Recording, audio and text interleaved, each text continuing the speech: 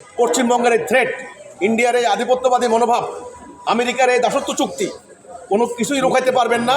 একটা একটা করে মাটির নিচ থেকে সম্পদ যাবে, ওই আপনার হলো সেন্ট মার্টিন যাবে, বন্দর যাবে, লক্ষ লক্ষ লোক জোর করে ঢুকাই দেওয়া হবে, আরও দরিদ্র হবেন, আরও আরও আরও কিন্তু নতজানি হইতে হবে। একটা মাত্র উপায়, তাড়াতাড়ি এই রাজনৈতিক দর্শন বাদ দিয়ে পুরো জাতিটাকে ইসলামের মূল চেতনা, স্পিরিট, আল্লাহর হুকুম ছাড়া কারো হুকুম মানি না, ঐক্যবদ্ধ হইতে হবে। ঐক্যবদ্ধ হইলে তখন পরবর্তী সিদ্ধান্ত কী হবে তখন দেখতে পাবেন। এখন কি ইন্ডিয়া থেকে মুসলমানদেরকে বাংলাদেশে পুশিং করা হবে? হ্যাঁ, ওই ওই ওই তাদের পলিসি একটাই, এটা মিয়ানমার স্টাইল, মিয়ানমার পলিসি। মিয়ানমারের মুসলমানদের এরিয়া কী ছিল? 40,000 বর্গ মাইল। এই 40,000 বর্গ মাইল বর্তমানে তাইওয়ানের সমান মুসলমানদের বাড়িঘর। শতাব্দীর পর শতাব্দী বংশ পরম্পরায় তারা সেখানে বসবাস করত।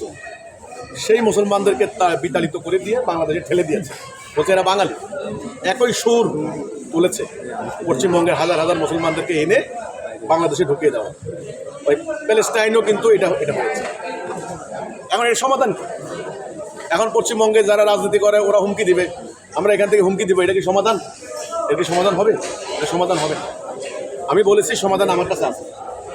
এটা কি? তাড়াতাড়ি আল্লাহর হুকুমের উপরে ঐক্যবদ্ধ হবে। একজন নেতা, একটা আদর্শ, এটা লক্ষ্য। ঐক্যবদ্ধ হওয়ার পর তখন 100% আপনার অধিকার আপনি কায়েম করতে পারবেন। ঐক্যবদ্ধ না হওয়া পর্যন্ত এইভাবে থাকবে।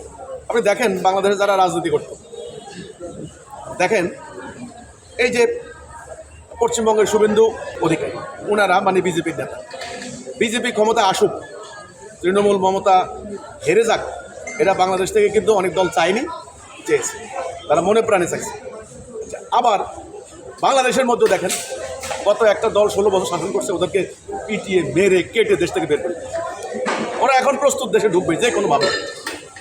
ওকে, ঢুকলে কি হবে? মানে কেয়ামতের আলামত শুরু হয়ে যাবে বাংলাদেশে, কোপাকপি নতুন করে শুরু। এরা আবার কি করলো? নতুন করে ইলেকশন করলো, ইলেকশন করে ওদেরকে ঢুকতেই দেয়নি, ওদেরকে ঢুকতেই দেয়নি। হ্যাঁ, কে আওয়ামী লীগ, বাম, জাতীয় পার্টি, যারা রাজনৈতিক দল করে, ভাই আমি তো আর ইলেকশন করি না, আপনারা গণতন্ত্রের কথা বলেন, আপনারা আপনাদের গণতন্ত্রের কথা বলেন। আচ্ছা, তাদেরকে আসতে দিলেন না, আপনারা ইলেকশন করলেন। হ্যাঁ, জাতীয়তাবাদী ইসলামী দলগুলো ইলেকশন করলেন। ইলেকশন এটা কি এক পেশে হয়েছে না? এক পেশে হয়েছে কিনা? হয়েছে। এখন কি হবে ফলাফল?